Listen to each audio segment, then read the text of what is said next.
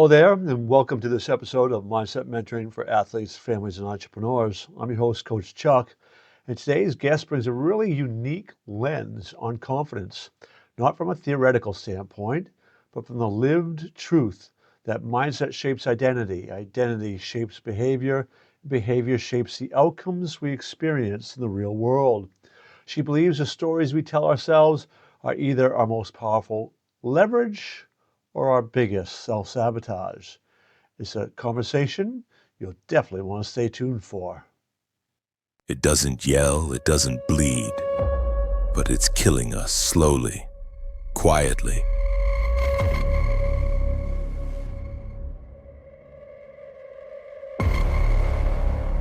Stress, the invisible enemy behind sleepless nights, fractured relationships, fading focus, and dreams left in the dust. It's not just adults. It's our kids, our players, our students. We think it's the stress itself that's the enemy. But the real danger, how we've been conditioned to react to it. What if our normal reaction to stress doesn't have to be normal? What if the most powerful weapon against stress is already inside you?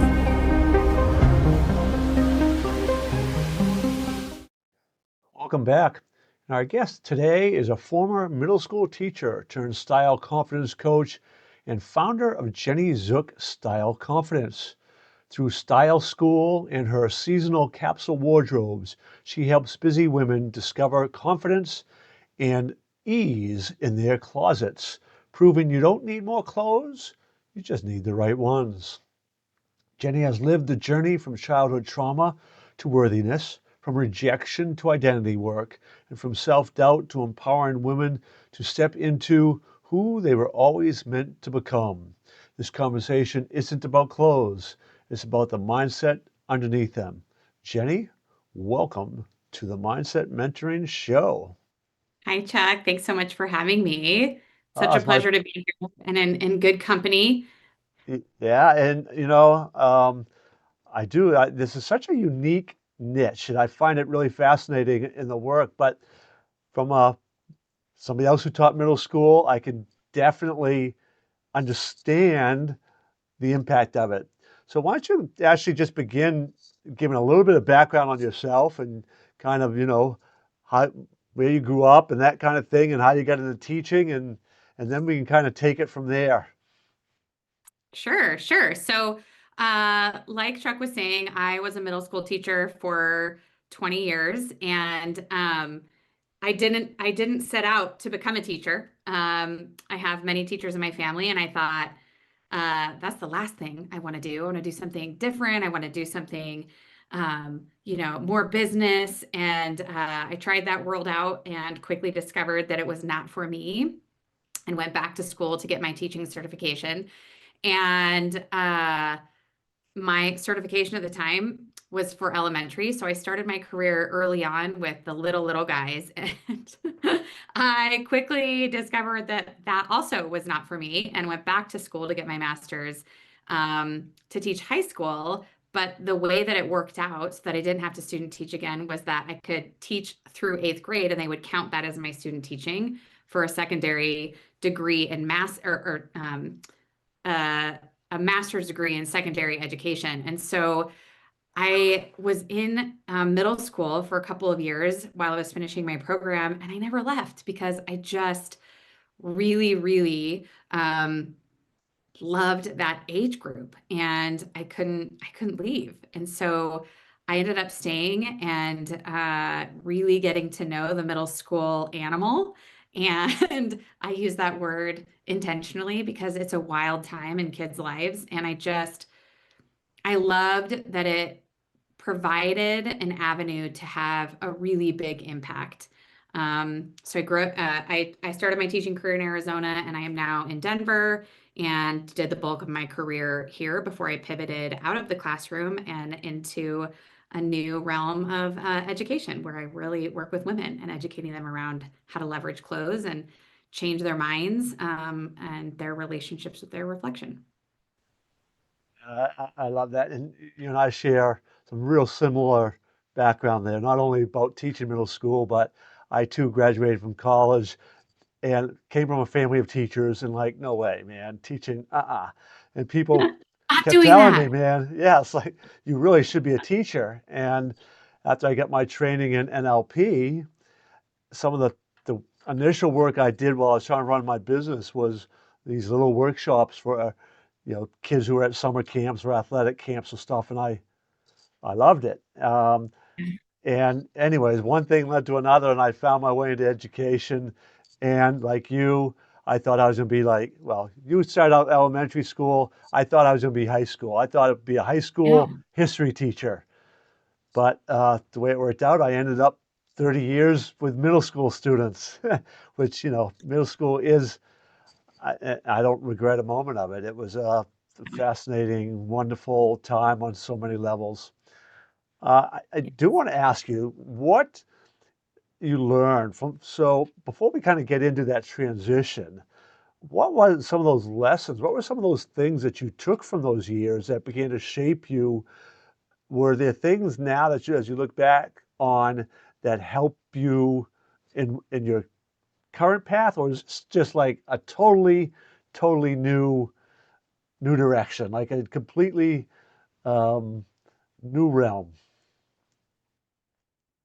I don't think that. So I am often leaning into my teaching skills, even so many things that you learn in the classroom. Um, it, it it's a place where, yes, you are disseminating information, right? You are the one that should be teaching the kids, and oftentimes in a really good learning environment, you're learning just as much from them as they are from you. And I think that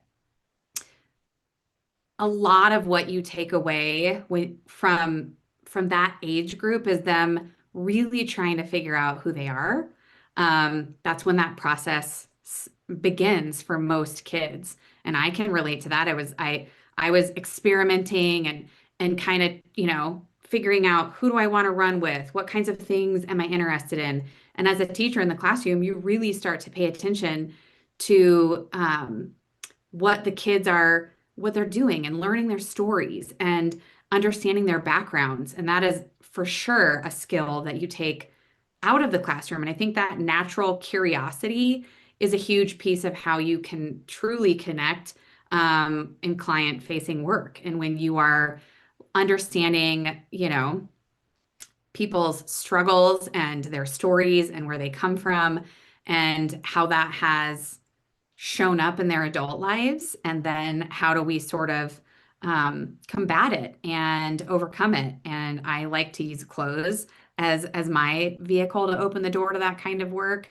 But 100%, I feel like, the classroom's where I got my chops. I mean, there's no better place to learn. There's no better place, I mean, and fail, and go through trial and error over and over again, sometimes multiple times in one day. I mean, it's a wild ride. And I think that it's one of the reasons why teachers make such incredible entrepreneurs, because you're doing that and you're trying to sell what you have to teach to people who don't want what you got most of the time.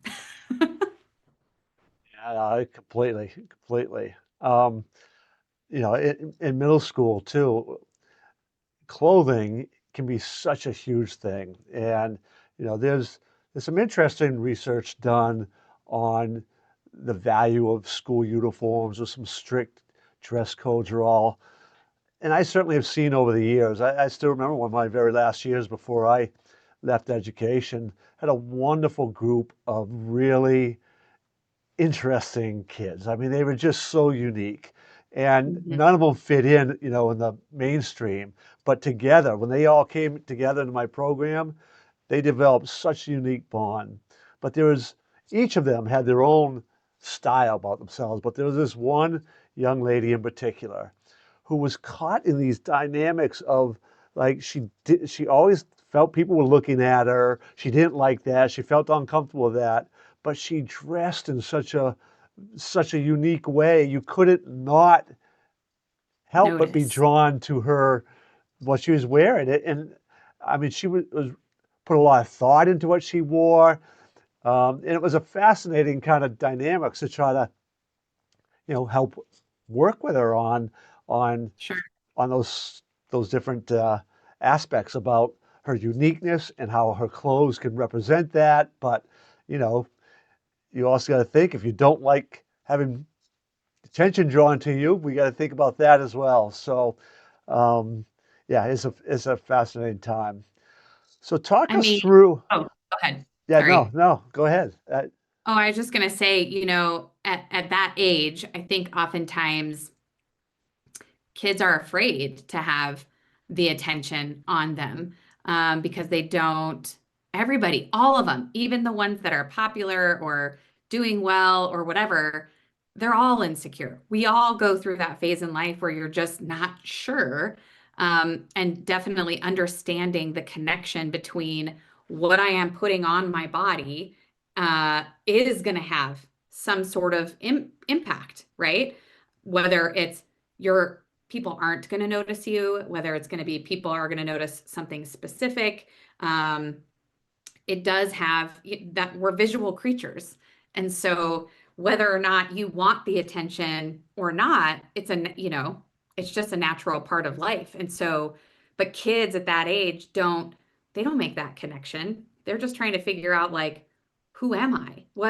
How can I dress in a way that represents that? Or how can I dress in a way that you know, keeps people away from me or helps me fade into the background. I think there are all kinds of motivations at play depending on their story. Absolutely. So, so take us through the process, or what went through your mind, or was what the trigger was for you to go from teaching to realize that there was this really unique niche of helping, and it's primarily women in their 40s and the 50s, right?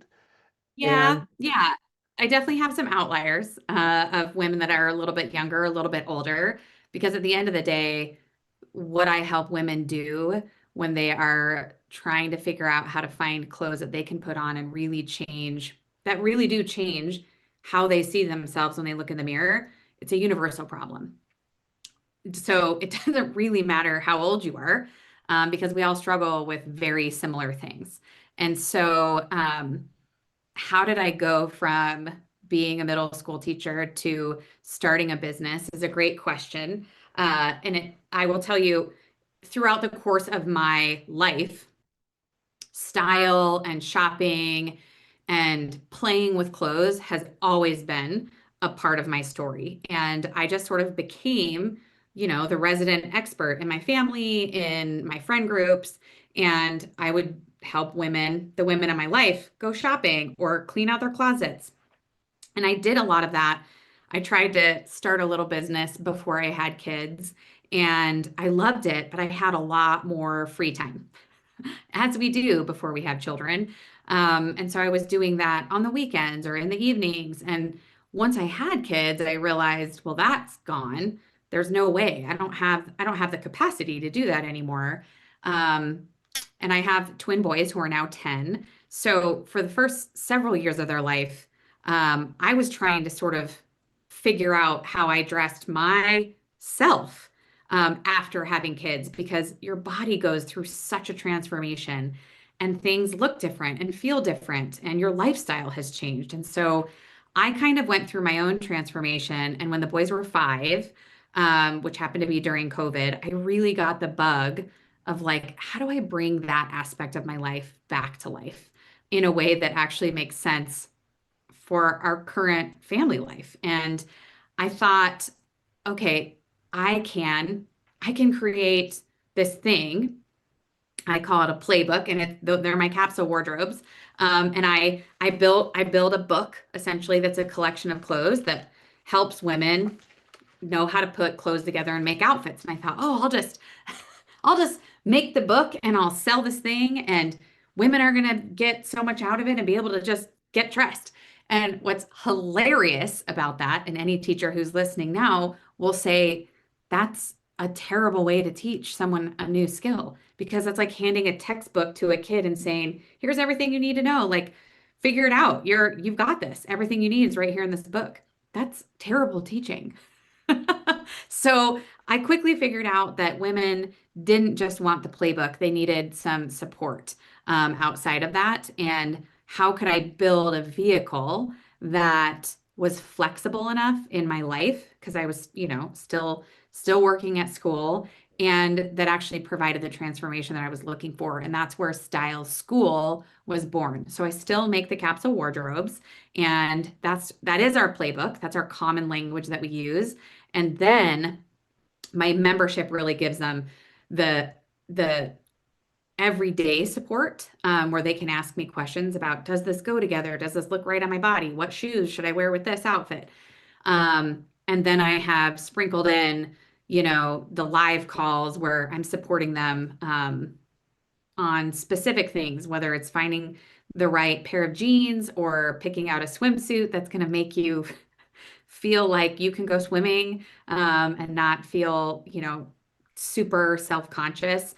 And so I've kind of built a curriculum around the things that women struggle with most. And those are the lessons that I teach inside of my membership to really provide wraparound support for women that, are looking to up level and just feel better in their clothes.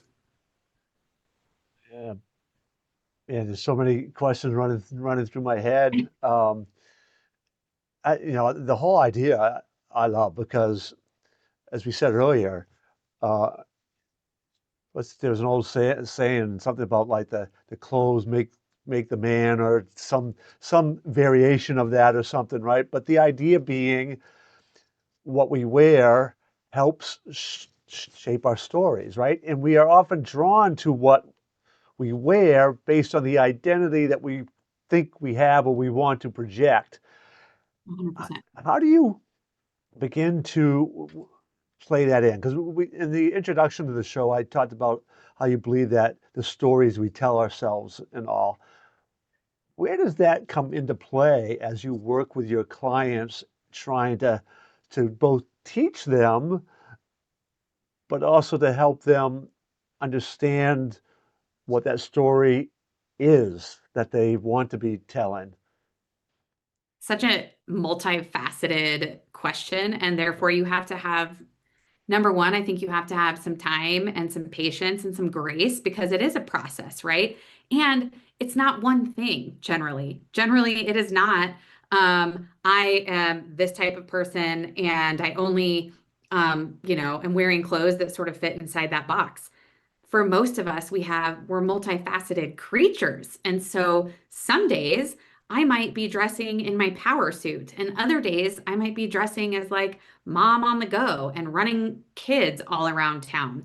And some days I might be, going out with a girlfriend and I want to embody something different. And so I think just knowing that piece of information is huge for women, and having permission to be able to express themselves with their clothes in a lot of different ways is huge. But generally, I start trying to uncover that by going through what they currently have in their closets, because oftentimes we're making choices that say something about who we are. Maybe it is only one aspect, and we just have to kind of like peel back the layers as we go. But that gives me a decent starting place. I also always love to ask women who their celebrity style crush is, because that tells me, on maybe a slightly deeper level, like, what are you attracted to? And why do you like so and so's style? And what things, do they wear that you're like, ooh, I would love to try that. That gives me another little window into what they're hoping to portray with their outfits. And Chuck, I think you and I talked about this in our previous call, which is, when we have these stories that we're telling ourselves, it the work that I do kind of opens the door to some of those deeper conversations. And sometimes people like to start there because clothes are a little bit easier, maybe less intimidating than working with somebody who's going to dive right into the mindset and start on a deeper level. But you can get there both ways. Some people come to me after they've done, a bunch of work around their mindset and have a self-awareness now that's brand new to them. And they're like, now I want my clothes to reflect that. And then on the flip side of that coin, sometimes they come to me and we start just playing around and trying different things. And they're like, oh, like this outfit really resonates with me. And then we talk more about, well, why is that? And then we can kind of get a level deeper and a level deeper and a level deeper, so that at the end we can have our clothes be telling the most truest stories about who we are. And like when that happens, it's pretty magical. So, what are some of the feedback that you get on that some of that mindset aspect of that? So, the stories that you begin to hear back from your clients about, oh boy, after doing this, X happened. Do you get a lot of that kind of, you know, confirmation about its impact Yes. on us? Yes. I mean, it's very organic for women. If you've created a culture of support and a level of vulnerability, which I feel like I have done because it's something that is so important to me. And again, going back to the classroom, you work really hard from a classroom management standpoint to build that kind of culture within a classroom. And so I've sort of done the same thing within my community. And once women feel comfortable in that space, they can come and say, I cannot believe how different I feel. I can't believe how many, my husband, commented and gave me compliments today. And I can't tell you the last time he even noticed what I was wearing. Or I was at work today and somebody complimented my outfit.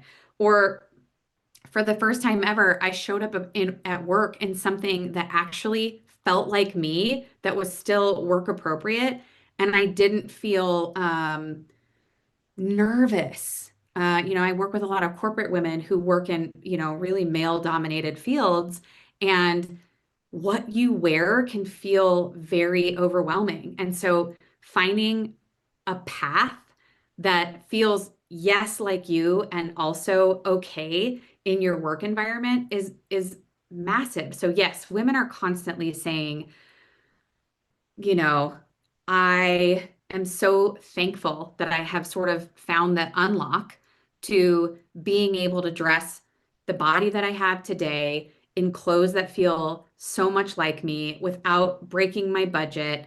Um, and, that is the confidence that comes from that is it's hard to not talk about it.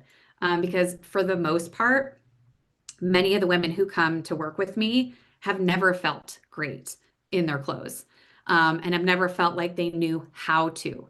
And so giving them that gift and having those light bulb moments, whether it's in the fitting room or in our group chat, um, it's the same as it ever was in the classroom, because it's like their eyes light up and their smile is bigger. And sometimes when they're sharing pictures of things that they have tried and that they would never have tried before, um, you don't even need words. You can see how they're carrying themselves differently. You can see it in their smile and the way their eyes light up. Um, those moments happen on a regular basis um, because they've finally been able to figure it out. Now, I know, women are your audience primarily. Is that by choice, or is it like, would you work with men? Do men even do, like, I think for myself is, I like nice clothes, but Yeah, I always relied on like, just get me what you think will look good. And I just, my wife would just buy whatever so birthday, Christmas, what have you, I would get, more clothes to add to my wardrobe. And she was good because I liked what she picked out and all that. right. Is that, Do you think this is a difference between men and women? Is it, or, you know, It's a good question. I think men struggle with it also. Maybe even more so because very rarely are men learning from their dads, style secrets. And not to say that a lot of moms aren't doing that for their daughters either. But I don't think that it's not a focus for boys and men as they're growing up like it is for women. And so, yes, I think men struggle with it. And can I dress men? Yes. I do dress my husband. He has a decent style sense, but he loves for me to go and pick out his clothes as well. But I will say my zone of genius is really working with women, and here's why. I have spent years and years and years studying brands, stores, cuts, styles, um, from a very specific lens. And so I know without a shadow of a doubt when I am recommending things, or if I'm shopping with somebody in person and I'm going and pulling items for them to try on, I'm going with a very educated um, opinion about why I'm picking the things I'm picking and which brands, what length, what cut, what style based on my client. And I can't do that with men. And I know because I've put the clothes on my own body. And that is a huge part of my process. And so I can't try men's clothes on and say, oh, this is gonna feel so great against your skin, or you're just gonna love the texture of this blazer because I'm not putting it on my own body. And so it's different. So yes, I primarily like 99.9% of the time I'm working with women. I mean, it seems to make sense from my own personal experience. My Yeah. my youngest son, so I have three boys and a daughter, and by far the one who's most conscientious about what he wears is my youngest son. Like Huh? he has got to look at all the right. He's got to have the right stuff, right? I mean, he's very Yeah. conscientious. The others aren't. I mean, they have their styles. They're definitely much more the you know outdoorsy type. The jeans and boots and that kind of outlook, the country look.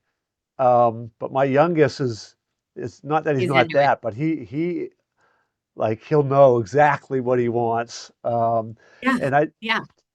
just kind of find it fascinating where that came from for him, versus somebody else. I think some people are just sort of born with it, right? It's just a part of their DNA. And I also think that there's a lot of, in this day and age, which was not the case when you and I were growing up, the influence that comes from social media has such an impact on the things that we should be focusing on or are exposed to that I wasn't exposed to via any sort of technology. I was truly exposed to it because of my mom.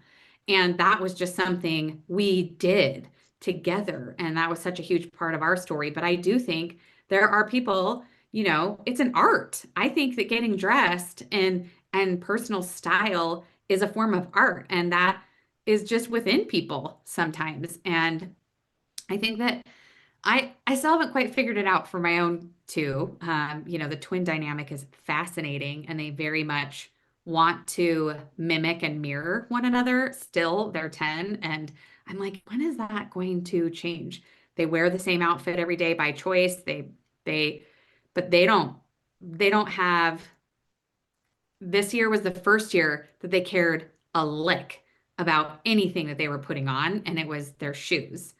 And that was it. That was the only thing they cared about. They wanted a specific pair of shoes.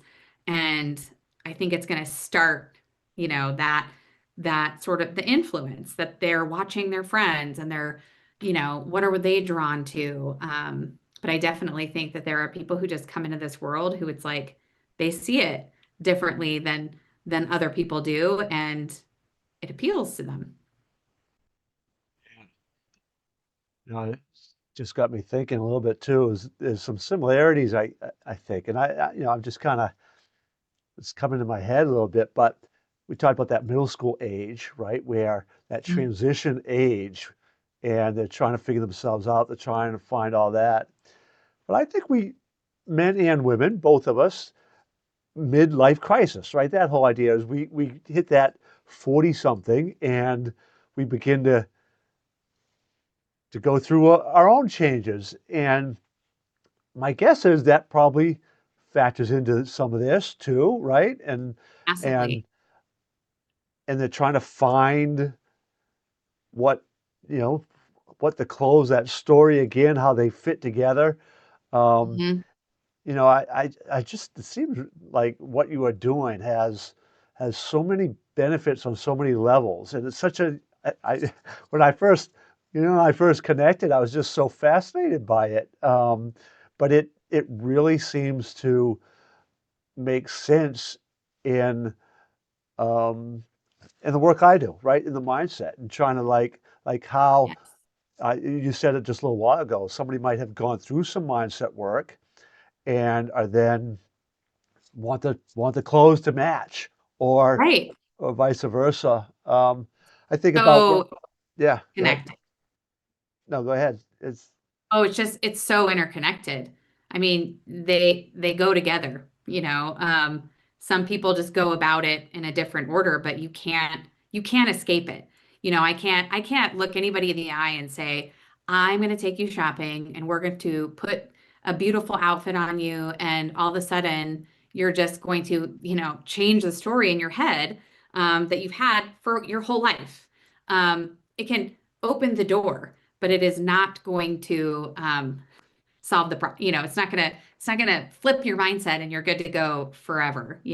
That's just not how it works. But yeah, so you can't escape doing the inner work. oh, it's there's some like I know it when I put on like a nice coat or something, right? That I can feel myself kind of carry myself a Right? little bit better, right? Yes.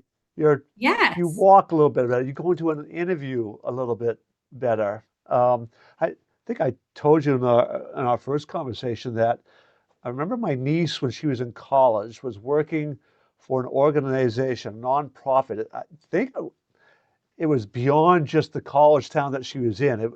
They had branches. I don't know whether it was a national thing or not, but they were about helping homeless women get a Mhm. wardrobe so they could go into a job. It wasn't just the wardrobe, there's several layers to it, but what Right. part of that training that they wanted them to do involved the clothes they wear. And again, I think back to all the kids I've worked with over the years and how sometimes so many of them, particularly the population I've worked with, try to hide behind their clothing. And Yeah. I could definitely see that happening to adults, right? When they get older. Well, I think if you don't interrupt that um, pattern at that age, if there's not some sort of, hey, you don't have to hide. And it is okay for you to be you and to express yourself in a way that actually feels like who you are, not who you think you should be. And I think that is really at the crux of the issue. Whether you're in middle school or you're in midlife, how do you really stop dressing for what you think you should be, and start dressing for who you want to be or who you are becoming, and just having permission to do that uh, at any age? I think there's just a lot of power there because it's just being true to ourselves. And when we can do that, we're unstoppable, right? And so that is truly what I believe I am helping women do is come back to the place where they trust themselves and then can go out and take that confidence and embracing who they are and go out there and make the impact that they're here to make. Now, I know you got your own little niche here, and it's a great niche. I can really see the incredible value of it. Can you see this working with younger women too, or is there something about this age group that you're finding that seems to fit better? Or because I think back to like those middle school students I worked with, even high Yeah. school young women, men included, who Yeah, could benefit from something like this.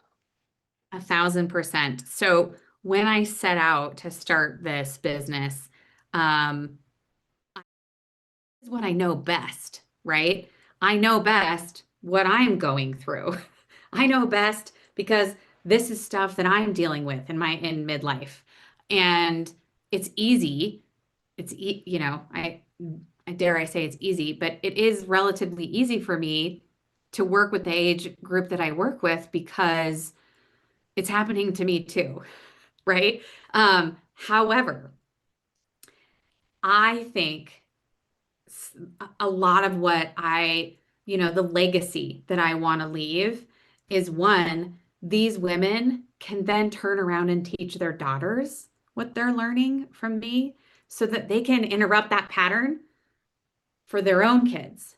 But on a bigger level, 1,000%, I want to be teaching this to young women and I think just young people in general because we don't learn this in that age, especially that middle school age, because it's all about conformity.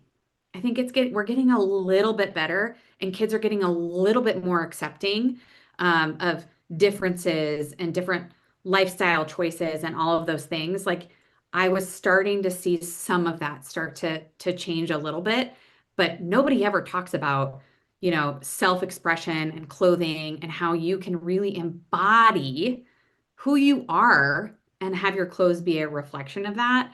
I absolutely want the opportunity to start teaching this at that at that age because imagine the even for myself, right? I was such an insecure. I had horrible insecurities and rejection in my life at that exact age. And now even saying those words out loud, it's no wonder I ended up being a middle school teacher because that's when my trauma really happened. And it was crushing. And it had such a massive impact on my level of confidence going from that phase through high school, through college.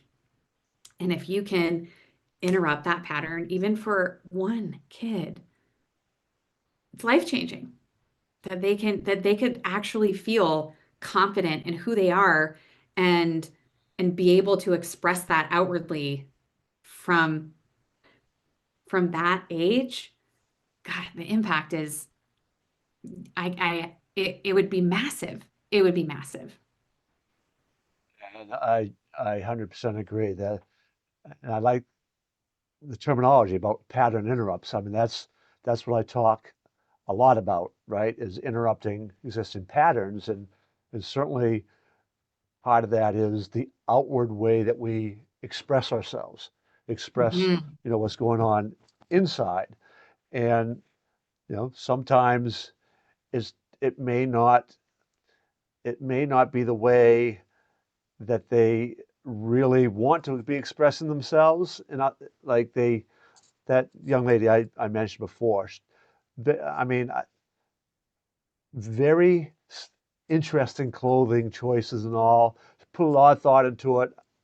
I liked a lot of what she did. I just, but it was making her uncomfortable. It really set up this Right. conflict in her, and that we really Right. had to try to deal with because, on the one hand, she was expressing this creative side that she really got into. On the other, Yeah. it was drawing attention to her that she really didn't feel comfortable with, really didn't like. And there was this Right. conflict going on inside that, Hmm. it was making life hard for her. So yeah, there's so much behind this.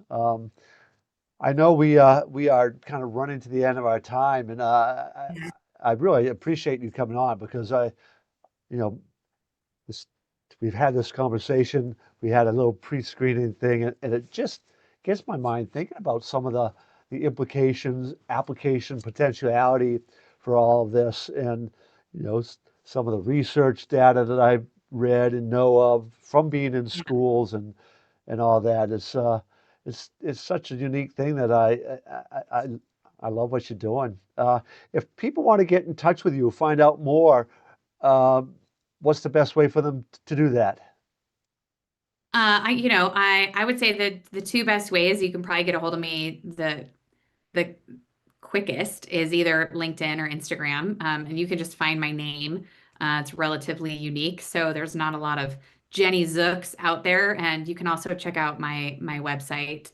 Um, and we have a lot of, fun things going on, and stuff coming up through the end of the year and then into the new year, which is when a lot of people are usually like, it's time for a change, as I'm sure um, with mindset, and people are ready for a fresh start. So definitely come check it out and message me. I love hearing from people and having conversations about this. So thank you so much for having me on, um, and doing all that you have done for the middle schoolers the lives that you touched, because that ripple effect is the real deal. Oh, thank you. And I will put in some of the links in the description of the show so people can find you. Great. And yeah, I'll definitely do what I can to kind of spread the word because I really think what you do has such really powerful potentiality to it, and it's such a unique unique niche that you found. So I Yeah. love it. Yeah. Me And too. for the rest of you out there, I hope you got something from this that really, again, as I've said repeatedly on this episode, it's such a wonderful niche that she's found. And clothing, I mean, I think most of us can relate about how clothing can impact us. So, um, anyways, I would encourage you to kind of look her up and get in touch with her. And as always, I'm encouraging all of you to, as you explore and think about your own mindset and some of the shifts, whether it's yourself or teenagers or what have you, if you want me to come speak to your organization, your business, your school, any of your kids' sports teams, there's so many opportunities for me to begin to bring the message about the power of mindset, about how you can go about shifting your own mindset and building that resilient, powerful mindset of a champion. I would encourage you to go to coachchuck360.com, coachchuck360.com. You can find a lot more about me there. You can find out how to contact me. If you want me to speak, you can just send me a text or an email, something asking about speaking opportunities. And I would also offer, as I do with anybody who's watching this show, if you want to go a little bit deeper and actually go through a strategy session where we can try to figure out what your goals are, what the challenges you think you're facing are, and we can work on developing some strategies that you can take with you. I usually charge for that, but anybody who's watching this show, I'd waive my fee. You would just need to text me your first and last name, best email address, so I can get you a unique link, calendar link to schedule that without bypassing the payment. So until the next time, I wish you all the best, and I encourage you to go out and live life to the fullest.